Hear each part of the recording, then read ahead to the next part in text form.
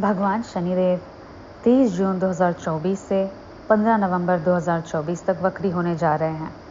लगभग 139 दिनों के इस वक्री होने से हमें धीमा होने और कुछ मुद्दों को फिर से देखने का अवसर मिल रहा है, जिन्हें हमने नज़रअंदाज कर दिया था और आगे बढ़ने से पहले एक मजबूत नींव बनाने का मौका मिल रहा है। यह हमारी व्यक्तिगत जीवन में कैसे प्रकट हो सकता है? उदाहरण के तौर पर मेरी पीठ की समस्या फिर से प्रकट हुई। इसे 30 जून का इंतज़ार नहीं करना पड़ा, बल्कि 24 जून को ही हो गया, जब शनि स्थिर थे।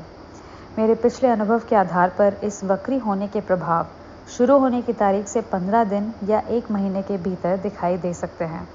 इसलिए जुलाई और अगस्त के महीनों में ऊर्जा के बदलाव की शुरुआत हो सकती है। इस वक्री के अंत तक आप एक स्तर ऊपर या कुछ कठिन लक्ष्य प्राप्त कर सकते हैं।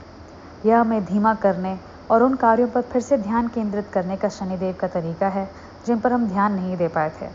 अपनी कौशलों को फिर से परिभाषित करें, उन कर्मों को पुनः देखें जो काफ़ी समय से लंबित थे।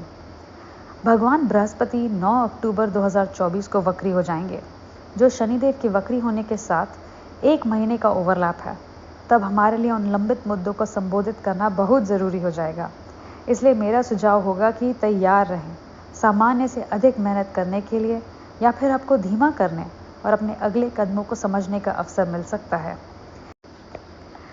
मैंने देखा है, जब शनिदेव वक्री होते हैं तो ये धैर्य की परीक्षा के रूप में काम करते हैं। पुराने स्वास्थ्य संबंधित कठिनाई वापस आ सकती हैं। आपको तकनीकी व्यवधानों का सामना करना पड़ सकता है, जैसे आपका फ़ोन या लैपटॉप क्रैश हो जाना, महत्वपूर्ण दस्तावेजों का काम न करना।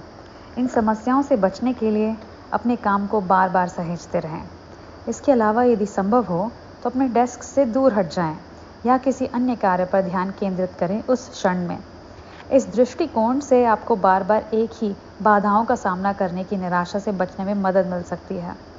यदि आप अपने शनि पुनरावृत्ति में हैं, मीनिंग सैटर्न रिटर्न, अर्थात आपकी उम्र 29, 30 या 31 वर्ष है, या 56 से 60 वर्ष के बीच की है, या आप शनि साढ़े साथी या शनि की ढैया में हैं, तो यह वक्री आपके लिए व्यक्तिगत और पेशेवर रूप से बहुत महत्वपूर्ण और प्रमुख होने वाला है।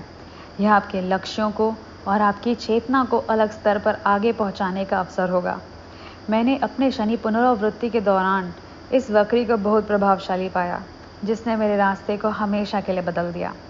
हनुमान चालीसा और दशरथ कृत शनि स्तोत्र का मंगलवार और शनिवार को सूर्यास्त के बाद जाप करें, ताकि बुरे प्रभावों से बचा जा सके और मार्गदर्शन और समर्थन प्राप्त किया जा सके, ईश्वर का सहयोग प्राप्त किया जा सके। नमस्ते।